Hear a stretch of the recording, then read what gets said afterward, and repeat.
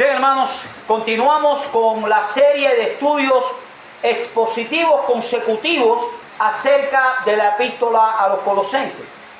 Esta carta está marcada por una peligrosa herejía que amenazaba a la iglesia de Colosas y que pretendía mostrar a los hermanos que les faltaba algo que no les había sido mostrado antes y que era esencial para la salvación y para su plenitud espiritual.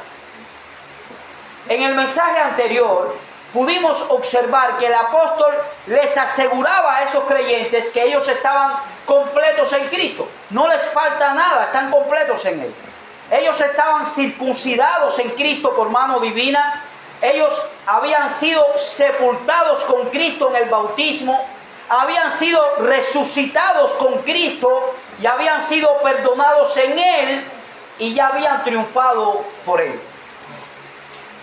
Ahora nos encontramos en estos versículos del 16 hasta el 23 con tres peligros a tener en cuenta en nuestra vida cristiana. Con advertencias a que no nos dejemos arrastrar por los falsos maestros que aún hoy, como en Colosas, nos susurran desviaciones de la fe por gracia. Estos falsos maestros nos estimulan a buscar en otros sitios, aparte de nuestro Señor Jesucristo, en quienes nos dice Pablo, nosotros estamos completos. Estos tres peligros los encontramos claramente en este texto. Por ejemplo, en los versículos 16 y 17 vemos el peligro del legalismo. En los versículos 18 y 19 vemos el peligro del misticismo. Y en los versículos del 20 al 23 vemos el peligro del ascetismo. Hoy estaremos observando de cerca, hermanos, la primera de estas advertencias que se encuentran en los versículos 16 y 17. Y vamos a leerlo allí de nuevo. Dice: por tanto, nadie os juzgue en comida o en bebida, o en cuanto a días de fiesta, luna nueva o días de reposo. Todo lo cual es sombra de lo que ha de venir, pero el cuerpo es de Cristo. Es interesante notar, hermanos, que este peligro, el peligro del legalismo, está muy presente en el día de hoy, pero no es aquilatado grandemente por los cristianos actuales con el peso que debiera. Este peligro. Si yo les preguntara cuáles son los peligros más reales y grandes que tiene el cristianismo en la actualidad, la mayoría de los hermanos dirían, bueno, están las persecuciones a la iglesia, eso es un gran peligro, está el incremento de la inmoralidad, eso es un gran peligro, el auge de las sectas falsas es otro gran peligro, o incluso el avance del Islam en las naciones de Occidente. Todos estos son grandes peligros al cristianismo. Pero hermanos, lo cierto es que la mayor amenaza para la fe de Cristo no proviene de fuera de la iglesia, sino de adentro. De hecho, se trata de un mal con el que todos tenemos que luchar constantemente de un grado u otro. La peor amenaza para el avance del cristianismo, tanto en la vida del creyente como en la vida de la iglesia y en el mundo, es el legalismo. También conocido por el sobrenombre de moralismo. Muchas personas tienen la idea errónea de que el cristianismo promueve el moralismo. Y lamentablemente, muchos que están dentro de la iglesia dan la impresión de que es así, de que la esencia del cristianismo es promover un elevado estándar moral. Yo quiero que ustedes escuchen antes de pensar cualquier cosa. Eso provoca que muchos se mantengan lo más lejos posible de la iglesia porque no se ven a sí mismos lo suficientemente buenos como para acercarse a la iglesia. Pero como bien ha dicho alguien, hermanos, la iglesia es un hospital para pecadores y no un club para gente santa. ¿Quiénes son los que vienen a la iglesia? Los enfermos que necesitan un hospital. El médico divino. Pero no es un club para gente que ha alcanzado altos niveles de santidad y entonces vienen a la iglesia para formar un club.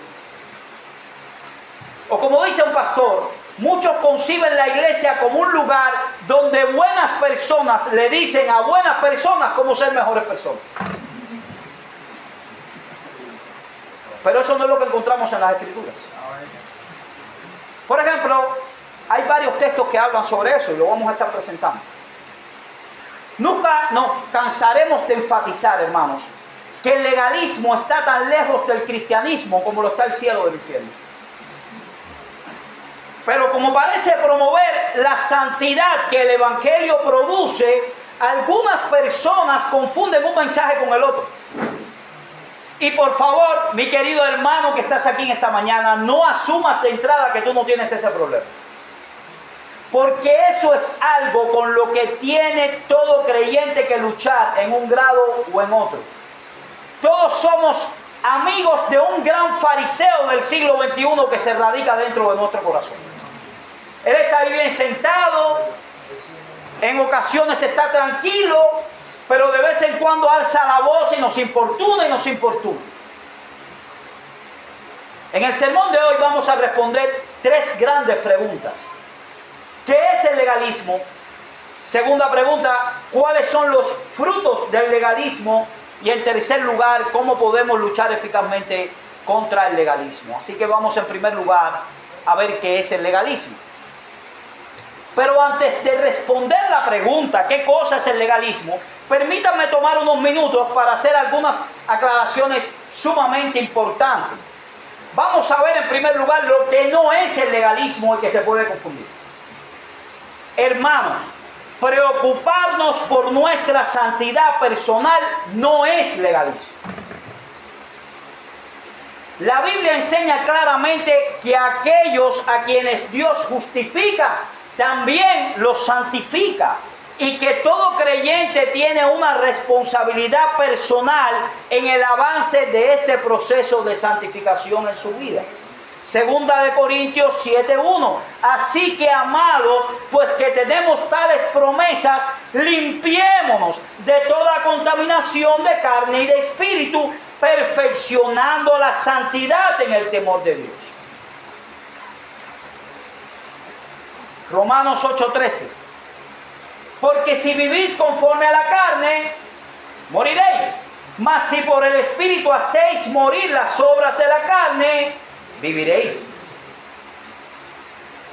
El Nuevo Testamento insiste en esto una y otra vez, hermanos. El creyente tiene una responsabilidad en el proceso de santificación. Mi querido hermano, tú estás llamado a ser santo, y si tú eres un creyente de verdad, tienes que estar en un proceso de santificación donde tú te opongas al pecado y crezcas en las gracias del Señor. Y si tú no estás en ese proceso, deberías pensar si verdaderamente eres creyente. Así que preocuparse por la santidad personal no es legalismo, eso es bíblico. En segundo lugar, tomar en serio la ley moral de Dios, los 10 mandamientos como norma de vida para el cristiano, tampoco es legalismo. Un momento, no es en sí mismo legalismo.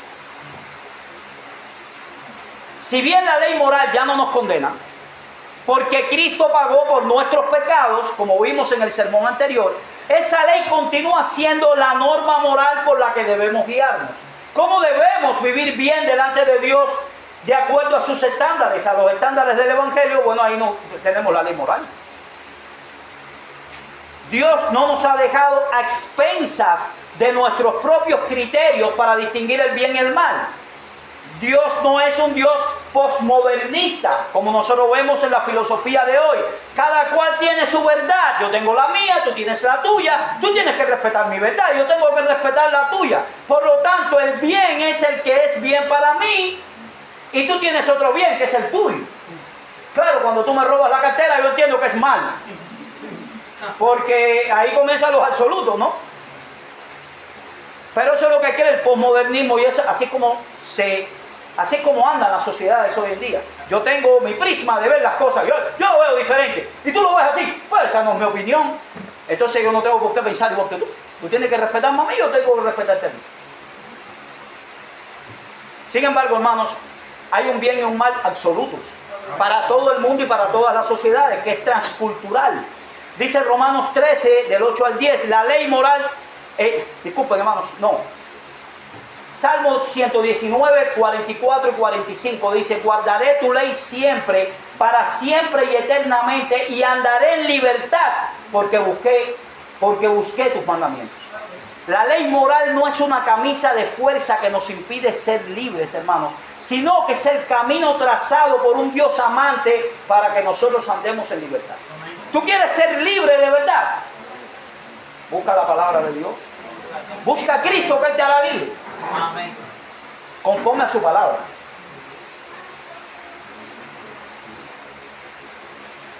Ahí también podemos ver Jeremías 31, 31, Hebreos 8, del 8 al 12, algunos textos más que pudieran buscar después y que no lo vamos a mencionar por cuestiones de tiempo.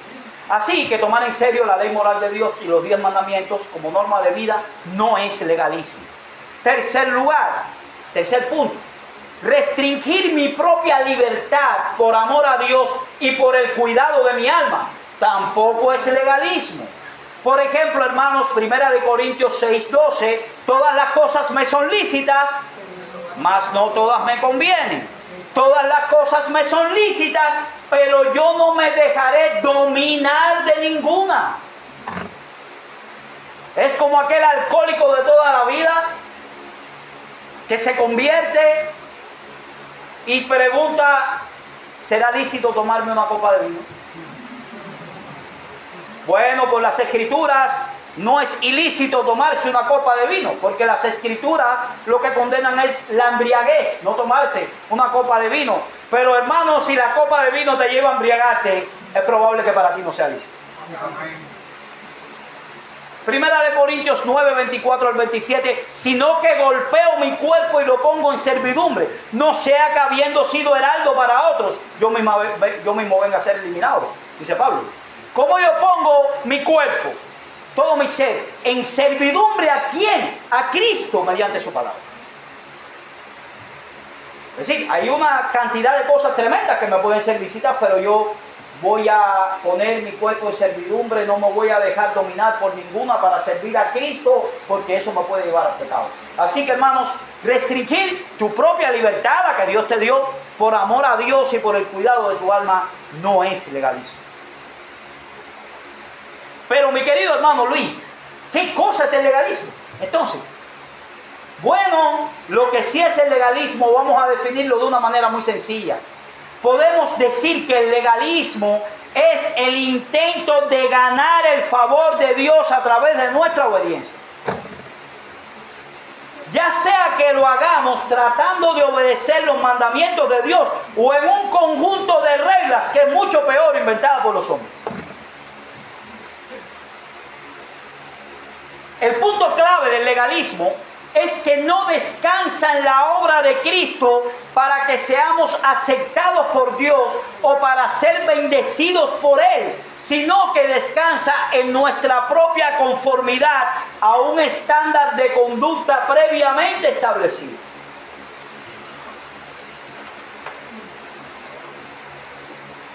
Mientras el Evangelio, por ejemplo, hermanos, nos mueve a la obediencia por el hecho de haber sido aceptados por Dios de pura gracia, no de acuerdo a nuestros méritos, sino a los méritos de Cristo, el legalismo nos dice que debemos obedecer para ser aceptados.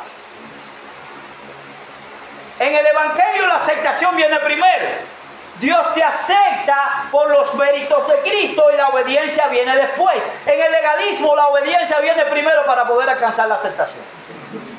Ya sea delante de Dios, delante de la gente o muchas veces delante de ti mismo. Para alimentar a un yo que demanda. Todo gira en torno a lo que hacemos o lo que dejamos de hacer. Si puedo cumplir las reglas, si puedo mantener el estándar, Dios me va a bendecir. Eso es legalismo. Todo depende de tu obediencia, de tu esfuerzo personal, de tu compromiso, de tus méritos. Hoy me fue un poco mal en el negocio. Claro, no oré lo suficiente. Porque si yo oro lo suficiente, Dios me tiene que bendecir en el negocio. Es precisamente por eso que el legalismo es tan atractivo para muchas personas, hermanos. ¿Ustedes saben por qué? Porque apela al orgullo humano. Yo soy más meritorio de Dios porque me esfuerzo más. Es la meritocracia. Pero hermanos, si la gracia de Dios, ¿sabe qué somos nosotros todos? Menos que nada. No que no somos nada, es menos. Es por eso que el Evangelio resulta tan odioso al hombre natural, porque le recuerda lo que nosotros no queremos aceptar. El hombre natural de por sí piensa que es una gran pieza, pero el Evangelio le dice: eres un pecador, eres impotente y dependes enteramente de la gracia de Dios en Cristo si quieres lograr. Si tú quieres hacer algo, es por los méritos de otros, no los tuyos. Dice Romanos 3, 27 al 28, ¿dónde pues está la jactancia? Pregunta Pablo. Queda excluida, él mismo lo dice. ¿Por cuál ley? Dice, ¿por la ley de las obras? No, dice Pablo, sino por la ley de la fe. Concluimos, dice Pablo, pues que el hombre es justificado por fe sin las obras de la ley. Y él mismo está concluyendo de una manera tan simple que no podemos agregarle nada más. ¿Ven cómo Pablo contrapone aquí el Evangelio con la jactancia humana? ¿Dónde pues está la jactancia? Pablo está diciendo, si tú te jactas en algo tuyo, enséñamelo para ver si yo lo puedo ver. Porque ¿dónde está? Y es lo mismo que encontramos en Efesios 2, del 8 al 9, una cita clásica para hablar de esto. Porque por gracia sois salvos por medio de la fe, y esto no es de vosotros, pues es don de Dios, no por obras, para que nadie se gloríe. No por obras, ¿para qué? Para que no haya jactancia, para que nadie se gloríe.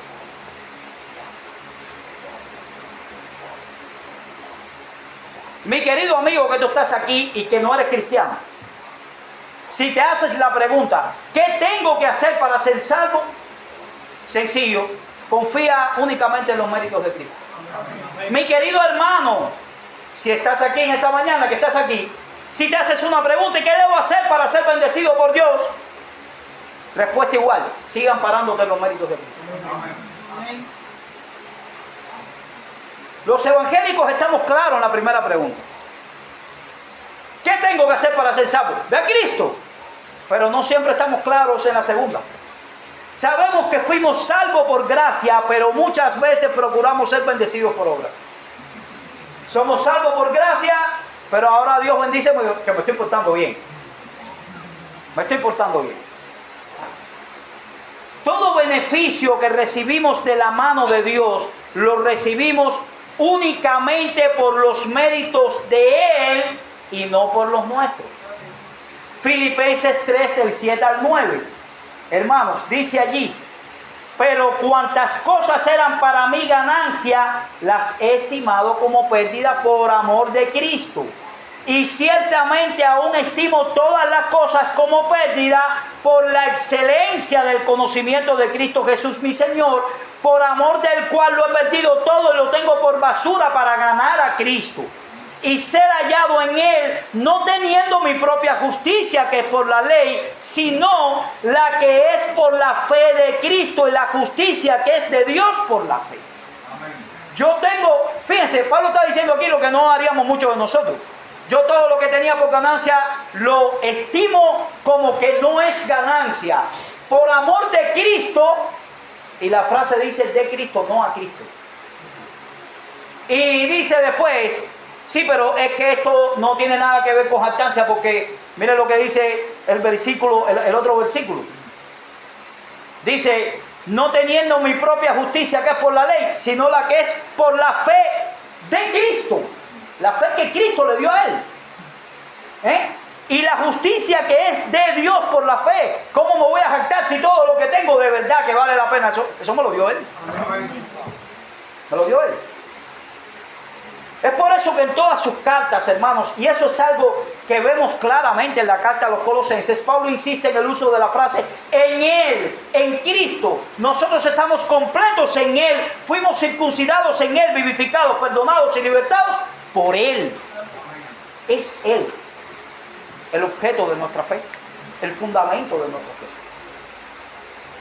No es por tu bondad que vas a ser bendecido, no es por tu decencia que vas a ser bendecido, no es por tu esfuerzo en guardar los mandamientos de Dios, y mucho menos por someterte a un conjunto de reglas inventadas por los hombres.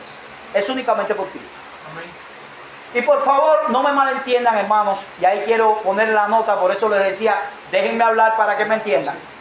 El cristianismo promueve un elevado estándar moral, y yo no estoy diciendo que no. Pero en el cristianismo la santidad es un resultado, no es una causa. Podemos ser santos porque hemos sido salvados. La salvación viene primero, el buen comportamiento después. Y ese comportamiento no es meritorio. Ningún comportamiento, por bueno que sea, logrará que tú merezcas el favor de Dios. Es por gracia, mis hermanos, de principio a fin. Es por gracia que eres salvo, por gracia que eres bendecido. Es una condescendencia del Creador hacia la criatura. Siempre, siempre será así.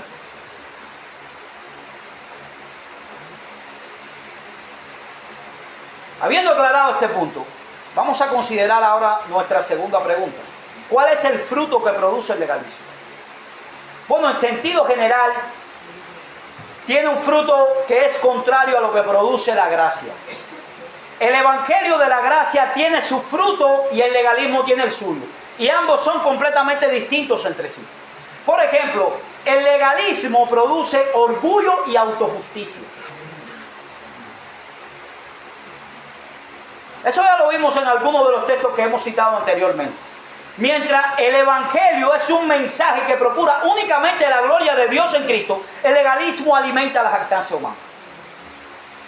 En la misma medida en que el evangelio nos humilla, en esa misma medida el legalismo nos enaltece. Tan evidente, hermanos, es en esta historia, por ejemplo, ¿ustedes se recuerdan la historia del publicano y la del fariseo? ¿Qué pasó entre los dos? El fariseo decía, mira Señor cuántas cosas he hecho, y mira cuánto estoy yo aquí, y estoy tremendamente exaltado porque mira quién soy yo, mira quién soy yo. Y viene el publicano, sé propicio a mí, porque yo soy un pecador. Sin embargo, hermanos, no nos desconectemos tanto del fariseo. Si yo parto de la premisa de que puedo ganarme el favor de Dios a través de mi obediencia, cada vez que Dios me bendiga lo voy a recibir como un logro personal. Y cuando venga a mi estrado de oración diré, oh Señor, gracias porque soy un gran cristiano. Porque soy más santo que fulano. Porque cumplo con mis devocionales y soy una pieza labrada en oro. Pero al igual, hermanos, cada vez que Dios bendiga a otro, que a nuestros ojos es menos santo que nosotros, porque no sigue las reglas como yo, entonces nos vamos a llenar de enojo y de descontento. ¿Cómo es posible que me esté pasando esto en mi vida? Y mira fulanito, que es más pecador que yo. Qué bien le está yendo. Y esto nos lleva al segundo fruto del legalismo. Un cristianismo sin gozo y quejumbroso. El legalismo produce un cristianismo sin gozo y quejumbroso. El legalismo no produce alegría y gozo porque el gozo cristiano, hermanos, se deriva de la gracia y el legalismo es antitético al evangelio de la gracia. Amén. Completamente. En pocos lugares de la Biblia vemos eso tan claro como en la conocida parábola del hijo pródigo. Yo quiero ir allí. Vamos a leer, hermanos, permítanme unos minutos de más para ir allí un momentico a esta parábola. La parábola del hijo pródigo que se encuentra en Lucas 15, versículos del 11 al 32. Dice esta parábola allí, yo la voy a leer. Dice, también dijo, un hombre tenía 2 hijos, y el menor de ellos dijo a su padre, Padre, dame la parte de los bienes que me corresponde. Y le repartió los bienes. No muchos días después, juntándolo todo el hijo menor, se fue lejos a una provincia apartada, de allí desperdició sus bienes viviendo perdidamente. Y cuanto todo lo hubo malgastado, vino una gran hambre en aquella provincia y comenzó a faltarle. Y se fue y se arrimó a uno de los ciudadanos de aquella tierra, el cual le envió a su hacienda para que apacentase cerdos. y deseaba llenar su vientre de las algarrobas que comían los cerdos, pero nadie le daba. Y volviendo en sí dijo: ¿cuántos jornaleros en la casa de mi padre tienen abundancia de pan, y yo aquí perezco de hambre? Me levantaré, iré a mi padre y le diré: Padre, he pecado contra el cielo y contra ti. Ya no soy digno de ser llamado tu hijo. Hazme como a uno de esos jornaleros. Y levantándose vino su padre, cuando aún estaba lejos, le vio su padre y fue movido a misericordia y corrió y se echó sobre su cuello y le besó. Y al hijo le dijo: Padre, he pecado contra el cielo y contra ti, ya no soy digno de ser llamado tu hijo. Pero el padre dijo a sus siervos: sacad el mejor vestido y vestidle, y poner un anillo en su mano y calzad sus pies. Y traed el becerro gordo y matadlo, y comamos y hagamos fiesta. Porque mi hijo muerto era y ha revivido, se había perdido y es hallado, y comenzaron a regocijarse. Y su hijo mayor estaba en el campo, y cuando vino y llegó cerca de la casa, oyó la música y las danzas, y llamando a uno de los criados, le preguntó qué era aquello. Él le dijo: tu hermano ha venido, y tu padre ha hecho matar el becerro gordo por haberle recibido bueno y sano. Entonces se enojó y no quería entrar. Salió por tanto su padre y le rogaba que entrase, mas él respondiendo dijo al padre: he aquí tantos años te sirvo, no habiendo desobedecido jamás, y nunca me has dado ni un cabrito para gozarme con mis amigos. Pero cuando vino tu hijo, que ha consumido todos tus bienes con rameras, has hecho matar para él el becerro gordo. Entonces le dijo: hijo, tú siempre estás conmigo y todas mis cosas son tuyas. Mas era necesario hacer fiesta y regocijarnos, porque tu hermano era muerto y ha revivido, se había perdido y es hallado. Lo primero que quiero que noten aquí, hermanos, es que las parábolas que fueron dichas en esa ocasión, incluyendo esta del hijo pródigo, fueron dirigidas primariamente a un grupo de personas bien particular. ¿Saben cuáles? Los escribas y los fariseos. Los máximos representantes del legalismo en aquellos días en Israel.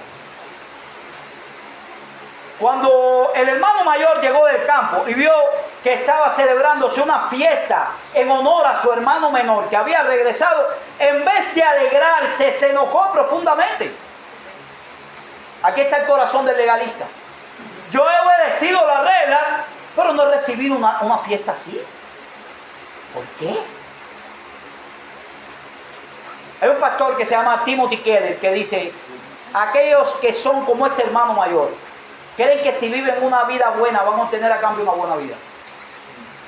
Ellos no obedecen a Dios por amor a Dios, sino por lo que pueden obtener de Él a cambio de su obediencia.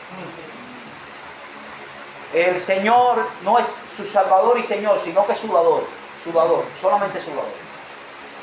Si algo queda claro en esta parábola es que el hermano mayor no amaba a su padre. Si lo hubiera amado, se hubiera gozado con él al haber recibido a su hijo de vuelta. Pero su enojo reveló lo que había en su corazón. Y sigue diciendo Timothy Keller: al final de la historia, el hermano mayor tuvo una oportunidad de agradar verdaderamente a su padre participando de la fiesta. Pero su resentido rechazo mostró que la alegría de su padre no era su objetivo. Montó una perreta que ni en la fiesta estuvo. Y luego añade: si al igual que el hermano mayor tú procuras controlar a Dios a través de tu obediencia, entonces toda tu moralidad no es otra cosa que una manera de usar a Dios para que te dé las cosas en esta vida que tú realmente quieres. Y eso, mis queridos hermanos, se llama manipulación.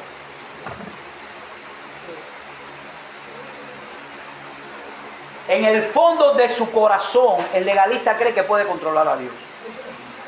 Si hago esto o aquello, Dios me tiene que dar esto o lo otro. Su obediencia, como dice Keller, está orientado hacia los resultados. Me estoy portando bien, Señor, así que yo espero que tú me trates bien. Pero mis queridos hermanos, la vida no funciona así. Y cuando las cosas no salen como el legalista espera, entonces se molesta profundamente por la injusticia que han cometido en su contra. Y esa fue la acusación del hermano mayor contra su padre: tú has sido injusto conmigo. Mira todo lo que he hecho en obediencia a ti y qué es lo que he recibido a cambio. Mira, Señor, ¿cómo es posible que con tantos años de devoción a ti, mi esposo no sea creyente aún?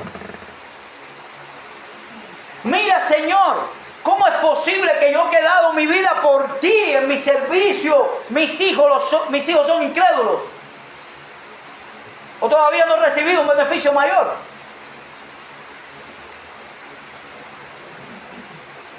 El legalismo produce orgullo, hermanos, y autojusticia. Y un cristianismo sin gozo. Pero no solo eso, el legalismo también produce división. El legalismo produce un espíritu hipercrítico. ¿Saben por qué produce división? Por eso. Porque son hipercríticos. Pocas cosas pueden tener un mayor potencial de división en las iglesias que el legalismo. Porque el legalismo promueve un espíritu hipercrítico que impide la verdadera comunión cristiana. Solamente se tiene comunión con los que cumplen las reglas. El legalismo, como bien ha dicho alguien, eleva las preferencias personales a la categoría de mandatos bíblicos y hay de aquel que no se someta a las reglas. Alguien escribió 7 pasos sencillos para convertirse en un legalista. Se los voy a leer. Dice, el primero, inventa reglas que no están en la Biblia. En segundo lugar, esfuérzate por cumplir esas reglas. Tercero, castígate a ti mismo cuando no las cumples. Cuarta, enorgullécete cuando las obedezcas. Quinto, constitúyate a ti mismo un juez de los demás que no la cumplen.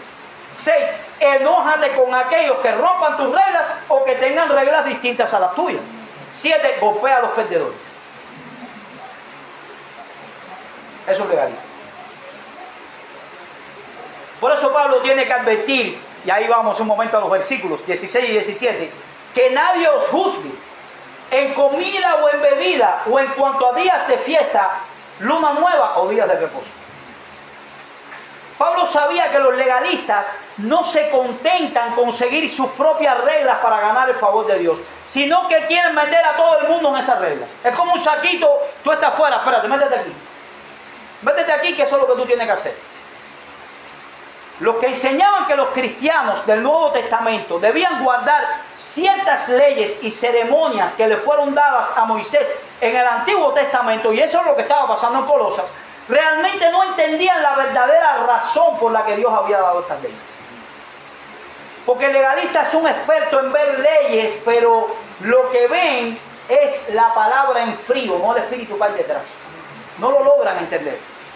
La intención de Dios nunca fue que las leyes acerca de las dietas, de las comidas, de los días de fiesta, de las ceremonias y de los sábados fueran formas de salvación. Ningún pecador se puede salvar a sí mismo guardando ninguna ley, porque ningún pecador puede cumplir la ley.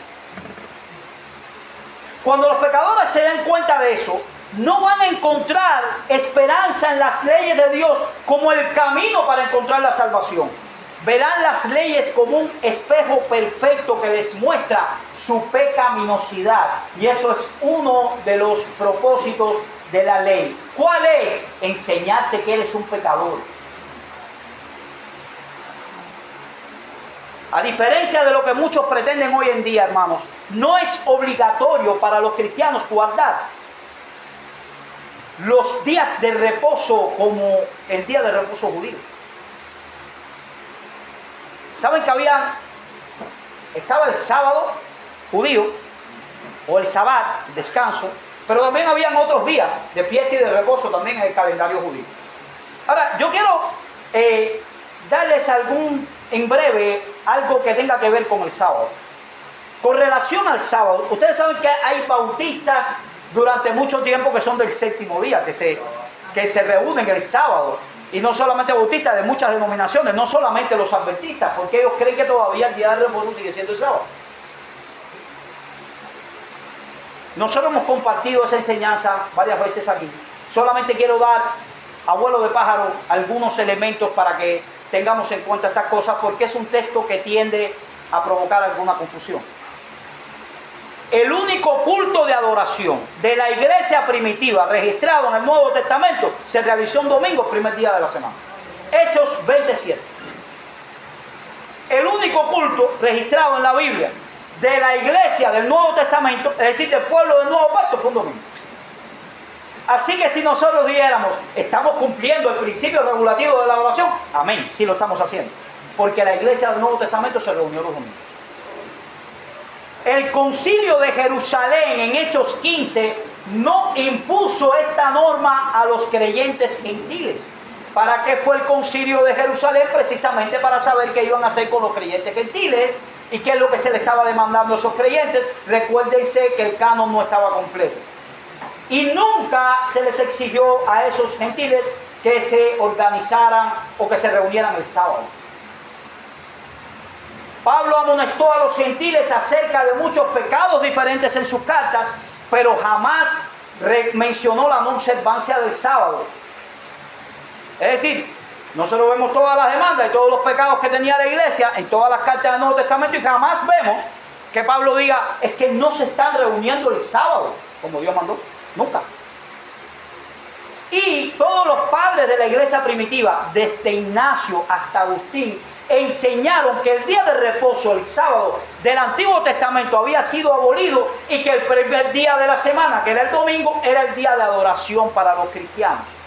Y esto rebate un argumento que existe por ahí de que la adoración dominical solamente se instituyó hasta el siglo IV, del siglo IV para acá, porque los primeros 4 siglos era el sábado. No es verdad, hermanos. No hay registro tal en los padres de la iglesia. Así que nosotros, si encontráramos un hereje de Colosas diciendo que tenemos que reunirnos el sábado, tuviéramos muchos elementos en las Escrituras para decirle que está equivocado. Las leyes civiles y ceremoniales que Dios estableció mediante Moisés también tenían un propósito histórico, hermanos. Es decir, conservar a su pueblo escogido del Antiguo Testamento, a los israelitas, separados y diferentes de las naciones incrédulas que los rodeaban. ¿Y saben hasta cuándo? Hasta que las promesas de Dios se cumplieran y Cristo llegara. Ustedes son diferentes. Ellos iban a servir como sombra, como la señal del Salvador venidero.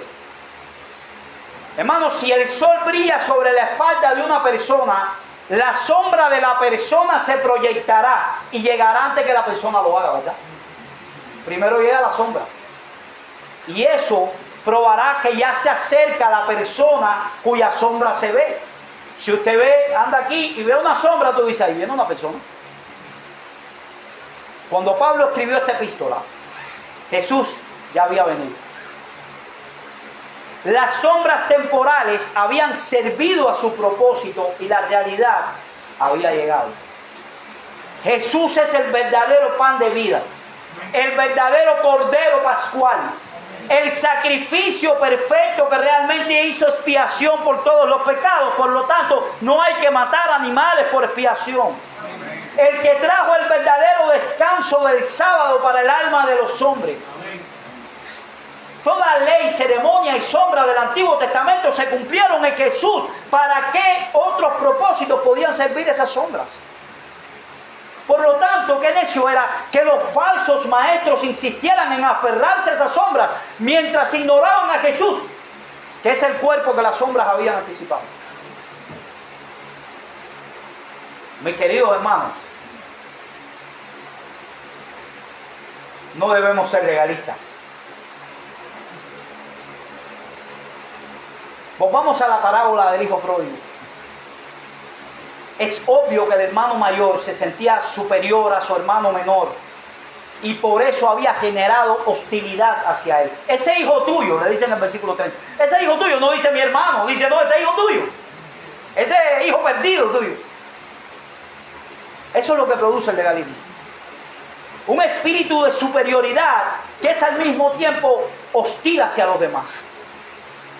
Y saben una cosa, la razón por la que muchas personas se mantienen alejados de las iglesias es porque perciben ese síndrome del hermano mayor en muchos de los que están dentro.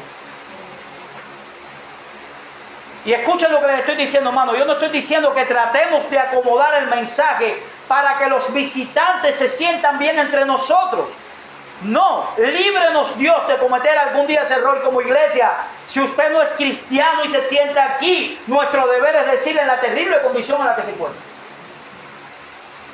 Pero los pecadores deben percibir que este es un lugar donde serán bienvenidos a escuchar la palabra de Dios. Porque nosotros algún día llegamos así. y fuimos bienvenidos en la presencia de Dios.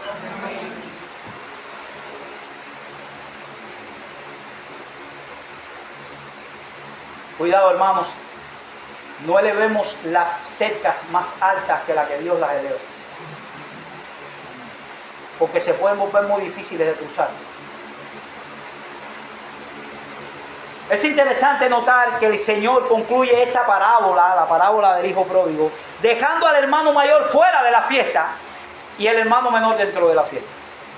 El Señor no vino a buscar a los que se creen superiores, a los que se creen justos, sino a llamar a pecadores al arrepentimiento. Para disfrutar de esa fiesta, lo primero que necesitamos saber: Padre, he pecado contra el cielo y contra ti. Y eso es lo que somos a final de cuentas, pecadores. Porque ese espíritu de superioridad, otra vez, ¿qué tú tienes que no hayas recibido? Y se lo recibiste, ¿por qué te glorías como si no lo hubiese recibido? Si tú has entendido algunas cosas y estás caminando en santidad, ayuda al que está atrás. Porque eso tú lo recibiste por gracia, no es tuyo. No te vanaglories con el pecado, hermano. No te hagas un desastre en ese sentido. Déjame ver, alegrarme con el pecador. No, eso no. Sigue en tu senda, pero ayuda al de atrás con misericordia, para que pueda correr a la misma velocidad que tú. No te jaltes. Así que hemos visto hasta aquí, hermanos, lo que es el legalismo, lo que el legalismo produce. Pero quisiera concluir un poco más brevemente con la tercera pregunta: ¿cómo podemos luchar eficazmente contra el legalismo? Mucha gente tiende a pensar que la antítesis del legalismo es el liberalismo. Por tal razón, cuando hablas en contra de uno de esos extremos, muchos presuponen que tú debes estar en el otro. Es decir, para no ser un legalista hay que convertirse en liberal. Para no ser un liberal hay que convertirse en legalista. Sin embargo, hermanos, volviendo a la parábola de Lucas 15, porque es un ejemplo muy vivo, estos dos hermanos representaban esos dos extremos. Y los dos estaban igualmente perdidos. Un hermano era un legalista y el otro era un perdido liberal. Y estas no son las dos únicas opciones que hay. Si queremos darle un golpe mortal al legalismo en la iglesia, el arma que debemos usar no es el liberalismo. El único armamento que puede mantener a raya el legalismo en nuestros corazones y en nuestra congregación es el Evangelio. Amén. Noten cómo Pablo lo plantea en este mismo pasaje. Volvemos al texto, versículo 17, hermanos. Colosenses 2:17. Dice allí: todo lo cual es sombra de lo que ha de venir, pero el cuerpo es de Cristo. De Cristo. Muchos sienten temor cuando se habla demasiado de la gracia en las iglesias, porque algunos pueden abusar de ella. Es que es demasiado la gracia, pero no explican lo que tiene que hacer la gente, porque están hablando mucho de la gracia. Así que ellos piensan que la mejor manera de mantener a los cristianos transitando por la senda estrecha es no hablar tanto de la gracia y de la libertad que tenemos en Cristo. Ahora, ese es el primer paso. El próximo paso será poner un conjunto de reglas para que la gente ande por ahí que no están en la Biblia. Que no están. Si queremos que los pecadores sean salvados y que los creyentes avancen en su camino hacia la madurez espiritual y hacia la santidad, debemos seguir proclamando el Evangelio de la gracia de Dios en Cristo. Y ese Evangelio trae demandas. Y eso es lo que nosotros tenemos que predicar, porque ese es el mensaje del Señor. Y eso es lo que Pablo está diciendo aquí. Por ejemplo, les adelanto el sermón que viene, versículos 18 y 19. Nadie os prive de vuestro premio, afectando humildad y culto a los ángeles, entremetiéndose en lo que no han visto, vanamente hinchado por su propia mente carnal, y no haciéndose de la cabeza, en virtud de quien todo el cuerpo, nutriéndose y uniéndose por las coyunturas y ligamentos, crece con el crecimiento que da Dios. Martín Lutero acuñó un término teológico que ha venido a ser de uso común a partir de entonces. ¿Saben cuál es? Antinomianismo, contra la ley. Pero ahora escuchen lo que dijo Lutero en cierta ocasión. Si un predicador no es acusado en algún punto de su ministerio de ser antinomiano, no está predicando el Evangelio. Porque alguien de la iglesia se parará con un conjunto de leyes y dirá, eso no es así. Y saben, hermanos, aún Pablo fue acusado de esto. Romanos 6:1, ¿qué pues diremos? ¿Perseveraremos en el pecado para que la gracia abunde?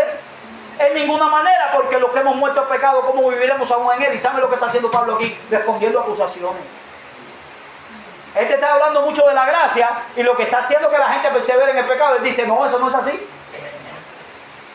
No es así.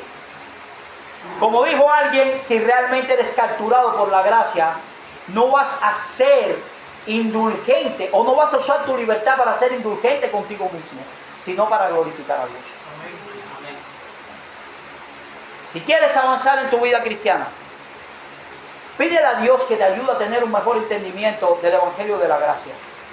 Porque solamente de ese modo entenderás los recursos que tienes en Cristo para ser santo y tendrás la motivación que necesitas para seguir avanzando en el camino de la madurez y de la santidad.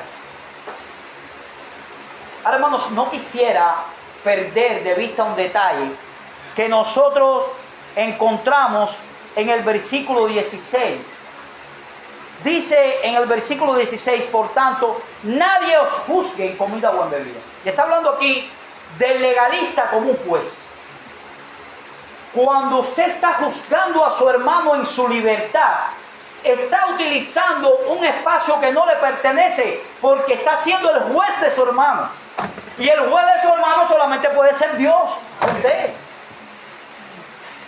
Cuidado con los juicios legalistas, porque eso puede traer muchas dificultades en el seno de una iglesia que pretende crecer según el Evangelio de Jesucristo. Mi querido amigo, si tú estás sin Cristo en esta mañana, espero que el mensaje de hoy haya sido lo suficientemente claro en lo que respecta a la necesidad que tenemos de ser salvados por Dios, porque nosotros no podemos salvarnos a nosotros mismos. El Hijo de Dios, Jesucristo, se encarnó, vivió una vida perfecta y luego murió en una cruz para pagar tu deuda con la justicia divina si tú te arrepientes y crees en Él. Fuera de Él, mi amigo, la salvación es absolutamente imposible. Tú estás bajo el juicio y la ira de Dios y vas camino al infierno. Un lugar del cual no vas a salir jamás. Pero nadie llegará al cielo por su propia decencia. No puedes arreglar tu vida. No puedes hacerla bonita para Dios. No puedes ganarte su favor. No puedes ser lo suficientemente fiel en tus deberes religiosos para llegar a Dios. Si hay alguna religión que te ha dicho eso, es mentira. Te ha engañado. Hay un solo camino que lleva al cielo, y ese camino es una persona, nuestra gran Dios y Salvador Jesucristo. Amén. Arregla tus cuentas con Él, porque lo que te han dicho hasta ahora es mentira. No vas a poder hacer nada delante de Dios con lo que te han dicho hasta ahora. Eso es un pasaporte falso, que no te va a llevar al cielo sino al infierno. Ven y refúgiate en Cristo por la fe, porque la puerta de salvación sigue abierta de par en par para todo aquel que clame por misericordia delante de su trono. No puedes hacer nada. ¿Y sabes por qué? Porque alguien ya lo hizo en la cruz del Calvario. Ven a Él y arregla tus cuentas con Dios por medio de Jesucristo. Ven a Él hoy y sé salvo. Y Dios te hará la persona que tú no eres ni capaz de imaginarte que te puedas convertir. Que la gracia de Dios te permita eso. No permitas un día más en tu vida sin venir al trono de su gracia. Vamos a orar, hermanos.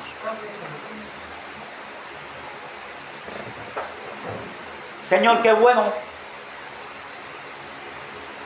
es que en algún momento de nuestra historia tú hayas traído el Evangelio a nuestra vida y nos hayas regalado la fe y el arrepentimiento delante de ti. Te damos muchas gracias, porque nos has dado el mayor tesoro que una persona puede tener en sus manos. Te pedimos que ese tesoro, que está en manos de barro, podamos traspasarlo a los demás, podamos predicar el Evangelio y podamos traer muchas personas, Señor, de acuerdo a la providencia tuya, a tu decreto, a tu gracia, a los pies de Cristo. Te pedimos, oh Señor, también que ese Evangelio nos recuerde todos los días quiénes somos y todos los regalos que tenemos en nuestra mano para que podamos vivir para tu gloria. Ayúdanos en eso, Señor, y permítenos, oh Padre, que podamos vivir con mucho gozo en nuestra vida por todo lo extraordinario que tenemos y que tú nos has regalado. En el nombre de Cristo.